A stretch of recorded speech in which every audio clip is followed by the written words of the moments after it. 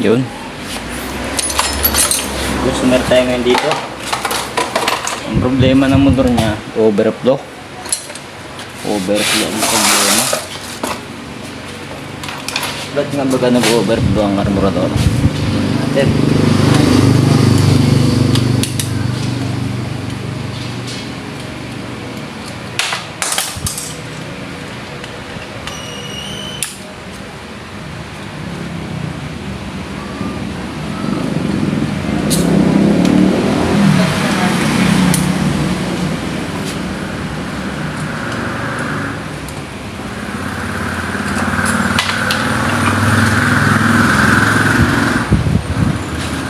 Susumahin, dalawang klase ng overflow ng carburetor. Yung unang overflow dumadaan dito sa pagitan.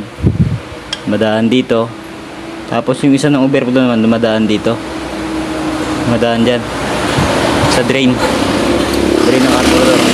Ngayon, pag dumadaan siya dito, ang ibig sabihin nun, ito, yung o-ring niya, palitan mo na. Pag may mabibilhan ng pesa, huwag kang magagamit dito ng silicone. Kasi yung silicone, posibleng pumasok dito. Pag pumasok yan sa gas, ang mangyayari dyan, babara yan dito. Sa daanan ng hangin. Ito. Yan. Sa pilot air screw kung tawagin. Yan. Yan. Yan yung dadaan. Pero, kung ang problema naman ng motor mo, dito ang overflow. Ang dahilan yan, ito yan, yung floater jet.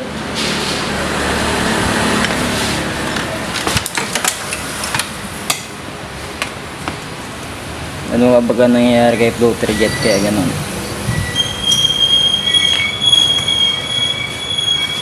Pwedeng bumili ka ng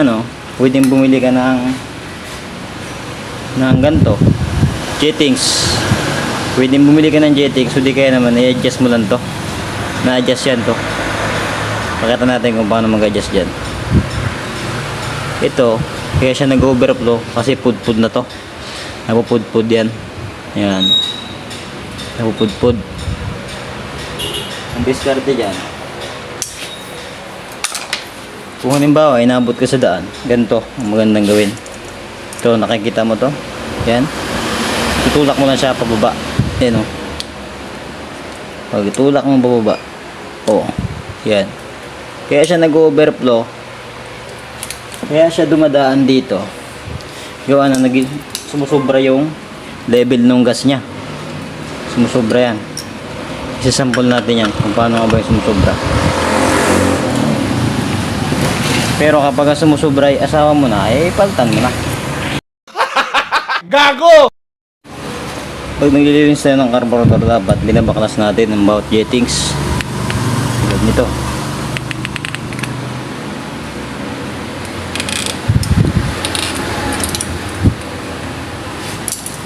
Baklasin natin yan.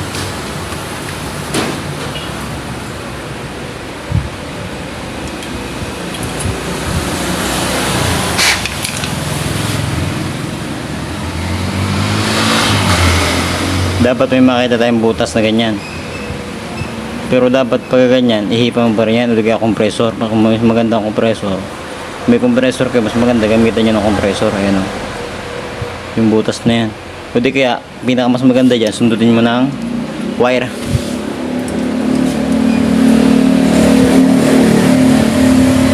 Ito.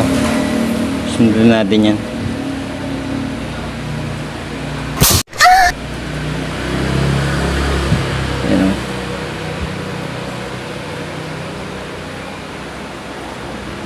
Sundutin lang natin yan.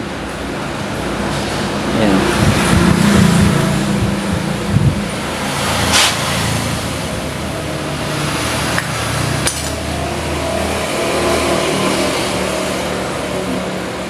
Ayan o. Oo, diba? Ngayon, okay na yan.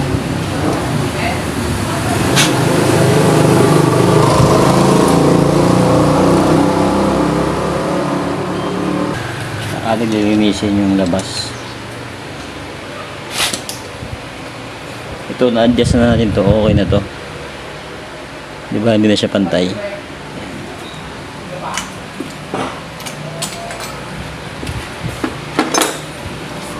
Maglinis tayo ng carburetor. Nice. Gusto na natin yung labas para satisfy si customer. Maglagay nito. Kahit magkabalik-baliktad yan, ayos lang yan. Magaganto. Kahit papaganto. Magpapaganyan, oh.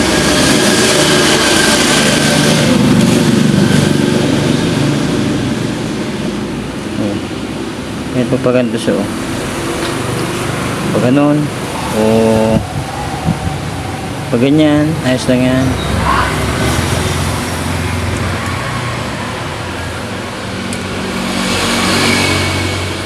Pag nagtagas ang gasolina, ibig sabihin madami kang gasolina. Pero pag tayo nga ang tumagas, mahirap yan. Tuga na yan. Gunggong! Barinig kita sa mukha eh!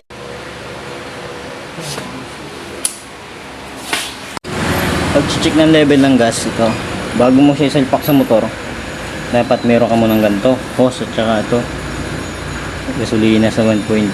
Check natin kung okay na ba yung level ng gas natin.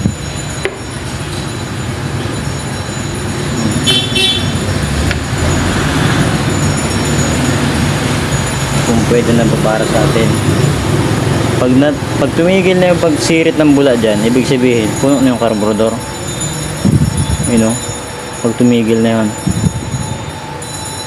ibig sabihin okay na yun.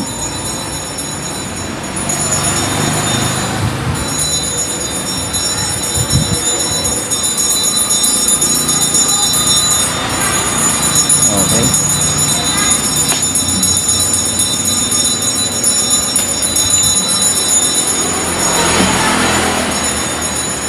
Ganyan, hindi pa okay yan kasi mag-overflow yan. Iba kasi yung tayo ng nung motor niya, ng carburetor niya.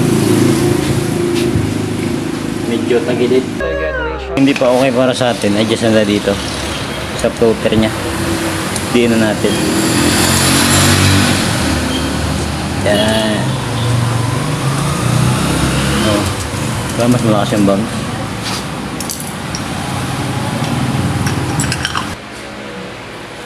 Check ulit natin guys. Tingnan natin yung sa drain plug kung nalalaman ba yung ating carburetor o baka naman sumubra. Okay, yes.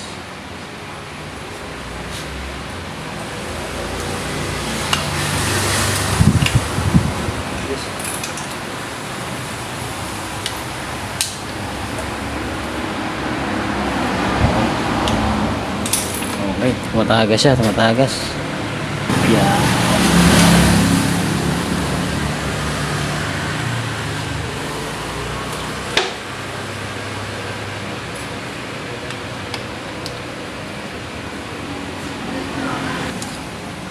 Yun. Pag ganito guys, okay na yan. Yung level ng gas mo, ayos na yan.